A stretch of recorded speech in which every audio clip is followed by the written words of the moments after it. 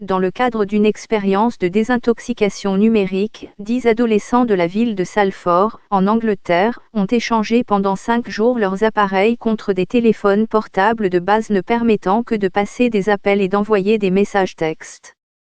Comment se sont-ils comportés? Lisez le compte-rendu de l'expérience, du début à la fin.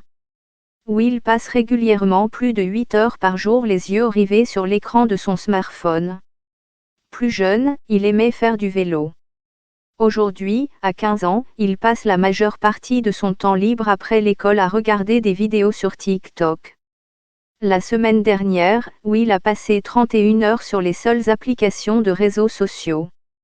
Mais pendant les 5 prochains jours, il n'y aura pas accès. Je m'inquiète de savoir comment je vais gérer la situation, dit-il. Maintenant, je vais devoir être sociable avec mes parents. Presque tous les aspects de la vie des étudiants seront touchés, ils ont grandi avec des smartphones et utilisent l'Internet pour pratiquement tout.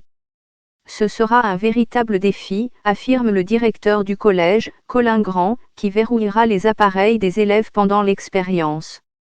Ruby rêve de devenir actrice. Elle dit qu'elle passe trop de temps sur son téléphone portable et qu'elle ignore souvent ses parents en surfant sur TikTok. Au milieu de l'expérience, je vais rendre visite à sa famille. Lorsque j'arrive, la jeune fille de 16 ans est en train de mettre la dernière main à son maquillage avant de partir à l'université. Le père de Ruby lui demande si elle a mis ses vêtements de travail dans son sac à dos, puis sa mère nous emmène à l'arrêt de bus. Ruby admet que la pause dans l'utilisation de son smartphone a créé plus d'opportunités de conversation avec ses parents. Sa mère, Emma, affirme que la désintoxication a un impact positif sur le comportement de sa fille. Ruby est très dépendante de son téléphone, alors maintenant elle peut voir ce qu'était la vie quand j'étais adolescente, dit Emma. Elle parle davantage et se couche plus tôt. C'est bien d'avoir cette pause. Alors que nous approchons de l'arrêt de bus, nous voyons que le bus s'éloigne déjà. Normalement, Ruby consulte les horaires de bus sur son téléphone portable. Lire les horaires à un arrêt de bus n'est pas dans les habitudes de cette génération. Sans mon téléphone, je n'ai aucun moyen de savoir, dit-elle. Pendant que nous attendons le prochain bus, Ruby me parle de son emploi à temps partiel dans un centre de jeux de groupe.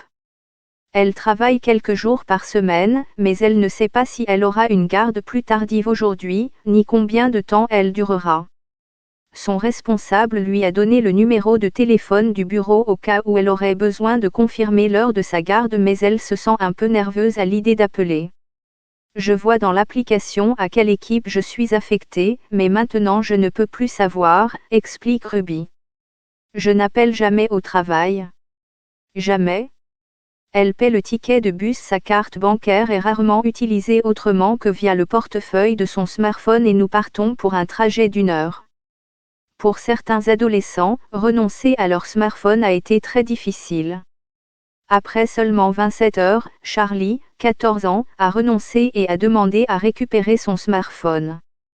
Je savais que mon téléphone était dans le bâtiment, mais ne pas savoir si quelqu'un essayait de me contacter et ne pas pouvoir se connecter était très stressant, explique-t-il.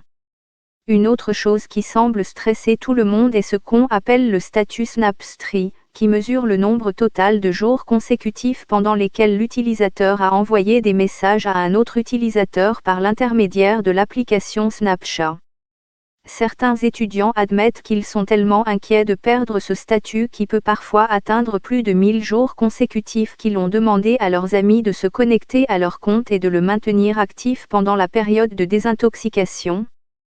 Comme Charlie, les autres étudiants qui ont participé à l'expérience reconnaissent la peur de perdre leur statut, mais la plupart d'entre eux se disent surpris car ils ne pensaient pas que la période de désintoxication serait aussi libératrice. Certains affirment qu'ils dorment mieux, tandis que d'autres pensent qu'ils sont plus productifs sans leurs appareils. J'ai l'impression d'apprendre des choses et de m'impliquer davantage. Je n'ai pas l'impression de manquer quoi que ce soit, déclare Grace, 15 ans. Juste après l'école, le premier jour de l'expérience, elle et ses amis sont allés acheter des décorations en plastique pour son téléphone à l'ancienne. En me montrant son téléphone portable décoré pendant que nous parlions, Grace m'a dit que faire du shopping était un bon moyen de détourner l'attention et de ne pas penser à son smartphone verrouillé. C'était très paisible, dit-elle. J'ai vraiment apprécié car cela m'a permis de retrouver ma créativité. Dès que je suis rentrée chez moi, j'ai recommencé à dessiner et à peindre. Cela m'a aidé à me reconnecter aux choses que j'aime. En février, le gouvernement britannique a publié de nouvelles règles visant à empêcher les élèves d'utiliser leur téléphone pendant les heures de cours. En mai, un comité interparti de députés est allé encore plus loin en déclarant qu'une interdiction totale des smartphones pour tous les jeunes de moins de 16 ans et pas seulement à l'école devrait être imposée par le vainqueur des élections générales du 4 juillet au Royaume-Uni. Les conclusions de l'enquête, compilée par la société Survation, soulignent que le simple fait de participer à cette cure de désintoxication numérique ne suffit pas. 74% des jeunes interrogés ont déclaré qu'ils n'envisageraient pas de troquer leur smartphone contre un appareil de base. Après 5 longues journées, il est temps pour les élèves de récupérer leur smartphone. Lorsqu'un enseignant se rend dans le coffre de la faculté pour retirer les smartphones, certains élèves ne peuvent s'empêcher de crier d'angoisse.